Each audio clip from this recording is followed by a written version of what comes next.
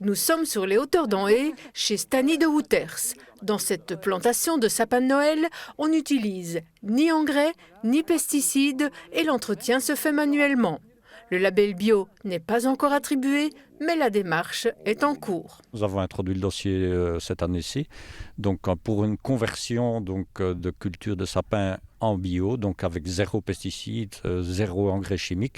C'est déjà le cas depuis 1 an. Nous faisons tout manuellement, le désherbage, le contrôle de la croissance, on fait ça mécaniquement aussi. Et d'ici 3 ans, un peu moins de 3 ans maintenant, nous aurons la certification bio. Tout à fait officiel. C'est en 2012 que Stani et sa fille Anne-Sophie ont diversifié leur exploitation agricole vers le sapin de Noël et depuis 1 an, la culture du sapin s'effectue de manière raisonnée.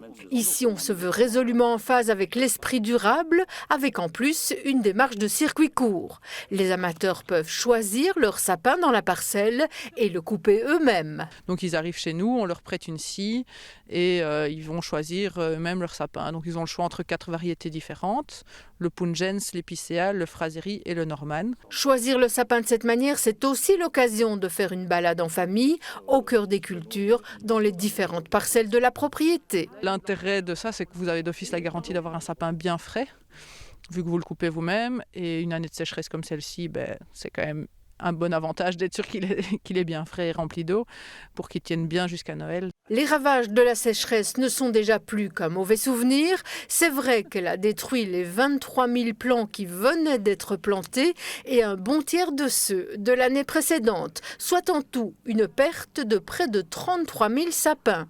Mais ça ne devrait pas affecter l'offre de sapins dans les années futures. Pour cette année-ci et les années qui viennent, nous avons l'embarras du choix. La sécheresse n'a pas d'influence, de conséquences, en tout cas sur la vente des années qui viennent. De toute façon, pour Anne-Sophie, l'objectif c'est de diminuer la vente vers la grande distribution pour privilégier le circuit court.